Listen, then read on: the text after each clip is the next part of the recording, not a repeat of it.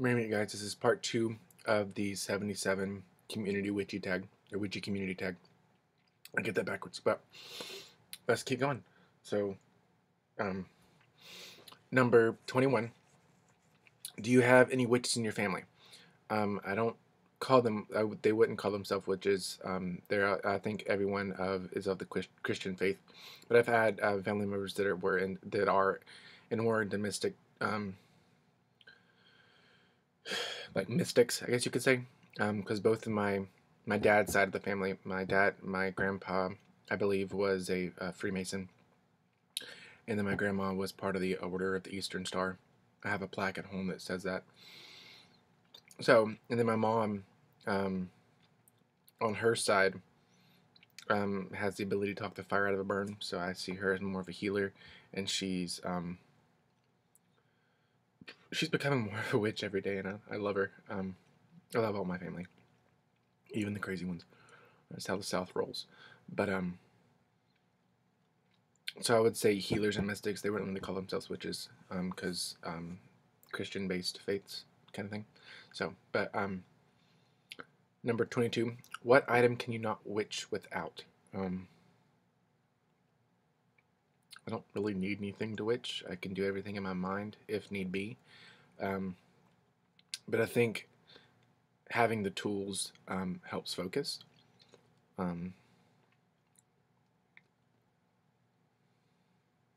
don't see my tarot cards. Like, if I didn't have my tarot cards, like, at all, like, if someone stole them all, I would probably freak the fuck out and have to buy all of them again, you know? So I'd say my tarot cards. Number 23. What is your favorite Sabbath or time of the year? Ritual. My favorite Sabbath is Litha and Samhain. I love Litha. I've loved it since I was in high school. The idea of the fairy, and the illusions and the celebration of summer, celebration of youth, the highest point of solar energy. It is an awesome time of the year for me. I love it. Even though in the South it's super hot. I mean, like 110 degrees and humid, which is what it feels like. But I love Litha. It's my favorite holiday. I also love Samhain, just from the mystic. I'm not a big fan of the solemn and sad. I love the honoring of the dead, and the mystic and mystery feel that you get out of Samhain, just because you're honoring your ancestors and honoring the dead, and that kind of comes with a sense of mystery. You know. Number 24. Have you ever had a YouTube burnout? No, I've had a life burnout, where I don't really do shit for anything, but I've never had a YouTube burnout. I love watching all these people on YouTube. I love it, but there's some times where I don't feel like doing a video or for a while and focus on myself, and I don't call that a burnout. I usually don't get up into the drama, so no. So 25. What is your favorite witchy shop, and do they have an online store? My favorite witchy shop is actually local. It's called Canterbury Cloak and Dagger. They operate here out of Somerville, South Carolina. And no, they do not have a witchy store. I think they have a little bit of everything, and they're awesome. They're just awesome. Number 26. When buying witchy items, do they choose you or do you choose them? It all depends on what I'm going for. Because some items that scream to me, I can't afford, so I have to look a little cheaper. Which, you know, it all depends on what I'm going for. Like, if I'm going for crystals, I like the crystal, you know, find me kind of thing. You know, instead of me finding it, I let it, you know, reach out to me. If I'm buying, like, altar tools or things like that, I do a little bit more wisely shopping, because they can be super expensive. And who these days can afford, you know, well, I know I can't afford it, so if I can't afford it, then it's not going to be my practice, you know. I don't really need any set of tools, so, you know. Also, place. Oh, 27. How do you organize your herbs and ingredients? Badly. They're kind of all over the place to an extent. I have some in my room that I work you know, with magic that can't be digested because they're a little bit, I guess you could say, older. So I make incense and stuff out of them. I also have my kitchen herbs in, well, the kitchen, and I have some herbs and stuff in there. So they're kind of scattered out throughout the house and like many projects I'm doing. So yeah. 28. Do you have interest in other deities that you don't work with? If so, which ones? Yes. Yes, I do. I love researching different deities from different traditions and pantheons. I have this book at home that I suggest everyone gets. It's called From Judica Isles. It's the Encyclopedia of Spirits. I love that book. I've read through it multiple times, back cover to cover. I love it. There are different deities that kind of call out to me for different traditions. That of voodoo, Santeria, the saints, Greek, Celtic, Roman, Oceanic, African traditions that seem super super interesting and kind of like spark. Like almost a fire in me when I read their description. I was like, oh my god, this is so cool. I'd love to work with them. I think one of the one of the spirits or goddesses is Calypso. Her story has always interested me a little bit. There's Merlin. It's not really a deity; they're more entities and archetypes. I guess you could say Merlin. Caradwyn.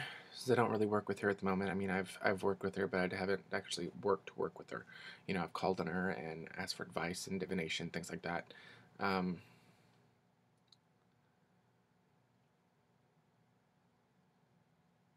So yeah, I think that's the three at the moment that I want to, you know, dig deeper into. 29. Do you have a favorite time of day to do spell work? If so, why? I'm very sporadic with my spell work. If I feel like I need to do it now, I'll do it now. I don't care what time of day it is, what the moon or sun or whatever is in. That's only certain spell work, not all my spell work, because I said earlier I do work with the moon and sun energies and different things. But if I feel like an immediate need to do the spell, I don't really worry about those energies or what time of day it is. I'll do the spell. But I like doing both of them in night and day, just depending on what the spell is, you know?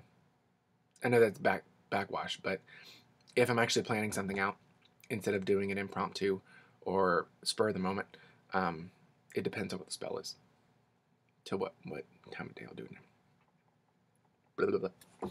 So it's all like vomit of the mouth, you know, diarrhea, word diarrhea, whatever. I don't. Too early for this. Too early for work. All right, number 30. Are you a solitary or do you work with a coven? Me and my partner are solitary. We're solitary. 31. If you could pick a certain witchcraft edition, what fits your practice the most? What would it be? Druid, Celtic, Wicca, etc. I don't know, because I pull from a ton of different traditions. So I'd say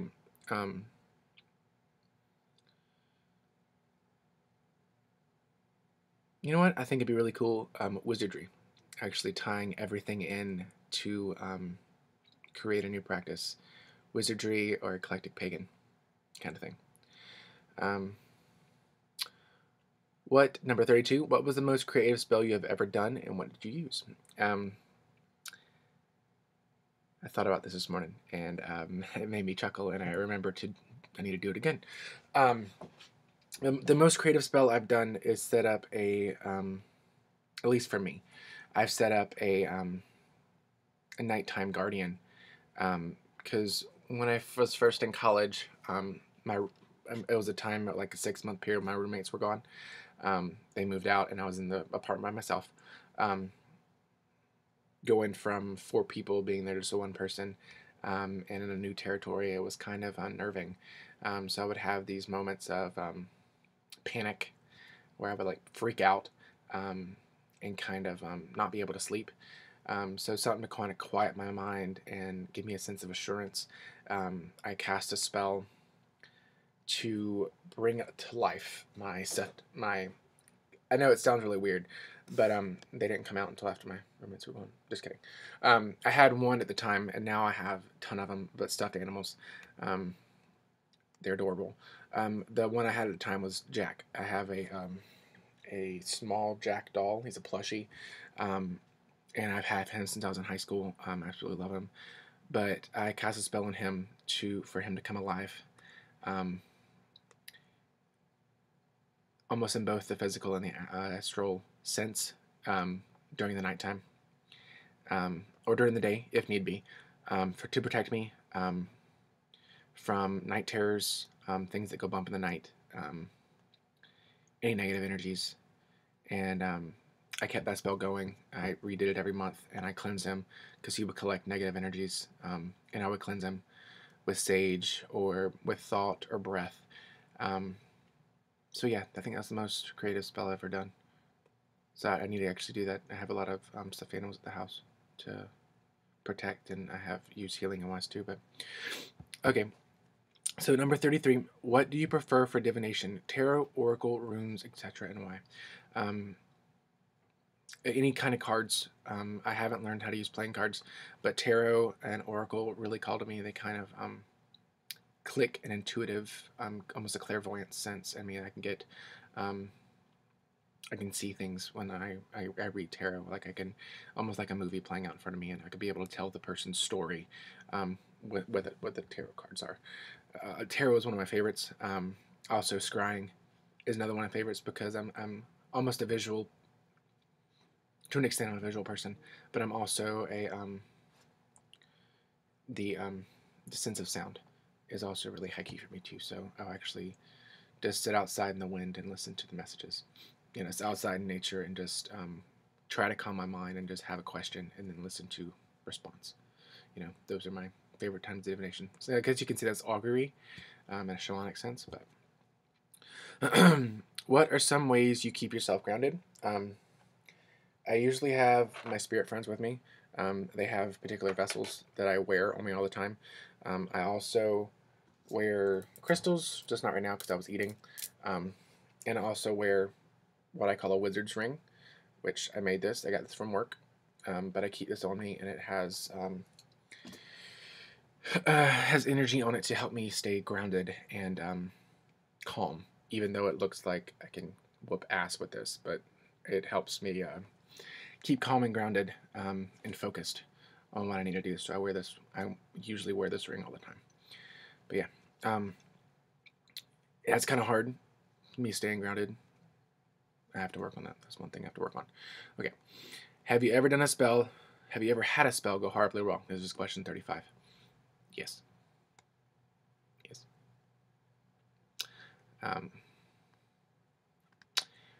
Was back in high school.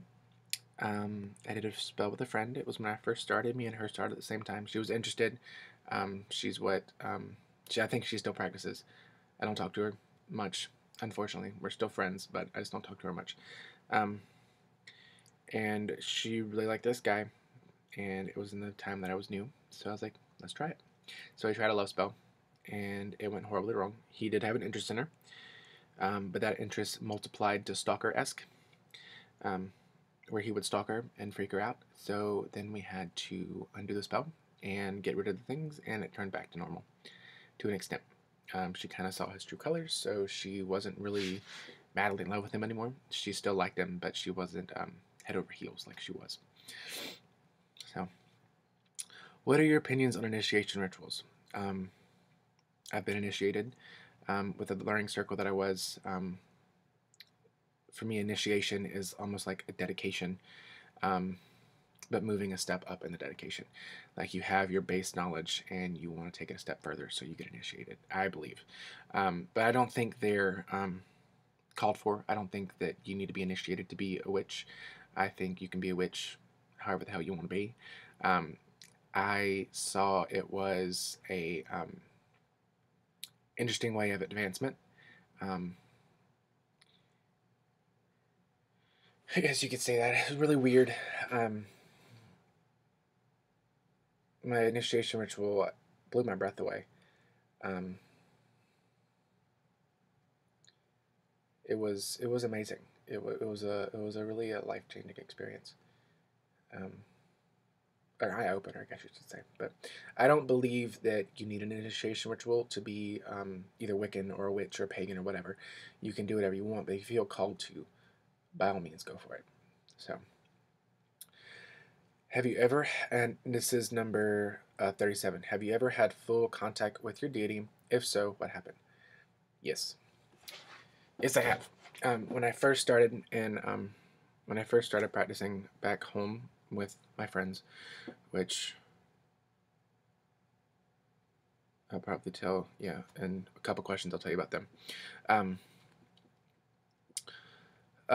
We were doing a spirit board session for sabbat. It was me, my friend, my sister, and her mother, all pagan. We were doing a spirit board session, just as general advice and general knowledge, and just trying to communicate. Open to anything except for anything negative. We stated that nothing negative, nothing bad. And we did have something come through. It was a great experience, but it wasn't something that wasn't the best, I guess you could say. It was an experience, but it wasn't the best. A deity that me and my sister call Ada, which is the Ada, which is Elvish for father or dad. He's the green man, like the oldish spirit of the woods. He came through, and when he came through, he did a he wanted to throw our stylus into the TV. We saw it move. We had our fingers on it. We saw it wanted to jerk, because it was me, my sister, and her mother was in front of me. So I was sitting here.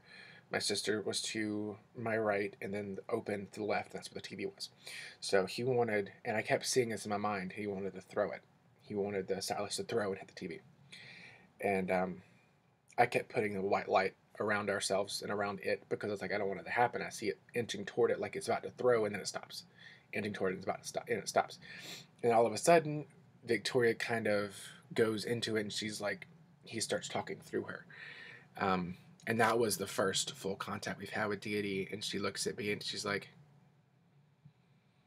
really, I wanted to throw that into the TV and you stopped me.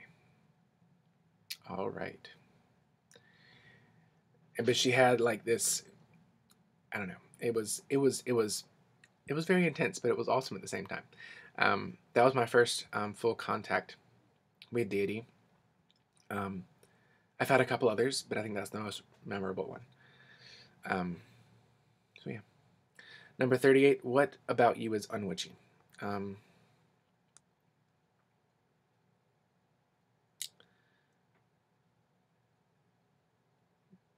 a worrywart, I guess you could say. Maybe. I am a worrywart. I worry a lot about things. So yeah. 39, for the dating witch, how do you tell a new love interest that you're a witch? Well, when I was dating, like 4.5 years ago, I've been in a relationship since then. He is my partner. My boyfriend is pagan. We met at a pagan shop in a pagan class through a friend. But when I was dating, I didn't hide the fact. If they asked, weirdly enough, a lot of the times religion popped up in like their beginning icebreaker questions, and I was straightforward with them. And if the chance we got to meet for like a small first date at like a cafe or whatever, I had a either a pinnacle on or my pinnacle ring, pinnacle necklace on or pinnacle ring or something.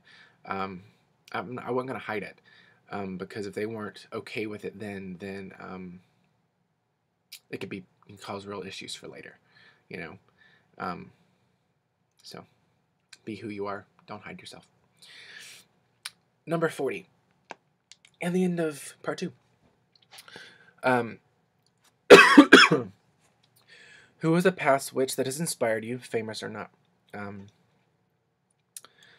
I think when I first started, and even now, my sister Victoria and her mom have been an inspiration to keep going and to be as witchy as possible.